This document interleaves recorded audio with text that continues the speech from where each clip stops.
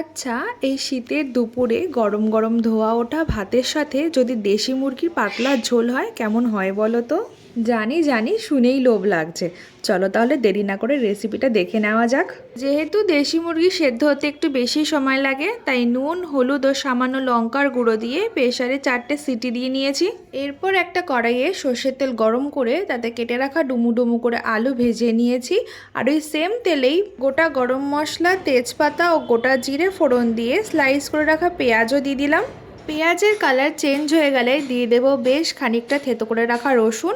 তারপর একটু ভাজা ভাজা হলে দিয়ে দেব টমেটোর টুকরো ও পরিমাণ মতন হলুদ গুঁড়ো। এরপর সব কিছুকে ভালো করে নেড়ে চেড়ে দিয়ে দেবো একটা পেস্ট। এই পেস্টের মধ্যে আছে ভেজে রাখা শুকনো লঙ্কা, কাঁচা লঙ্কা ও আদা। সমস্ত কিছুকে ভালোভাবে কষিয়ে নিতে হবে তেল ছেড়ে আসা পর্যন্ত। তোমরা এখানে দেখতেই পেলে আমি খুব সামান্য তেল ব্যবহার করেছি, কারণ চিকেনটা খুবই ভালো ছিল। আর আমি এখানে স্কিন সমেত চিকেনই নিয়েছি। এরপর চিকেন দিয়ে ভালোভাবে কষিয়ে নিয়ে আলুগুলো দিয়ে দিলাম। আর স্টকটা যেটা ছিল চিকেন স্টক, ওটাও অ্যাড করে ধনে জিরে বাটা দিয়ে দিলাম।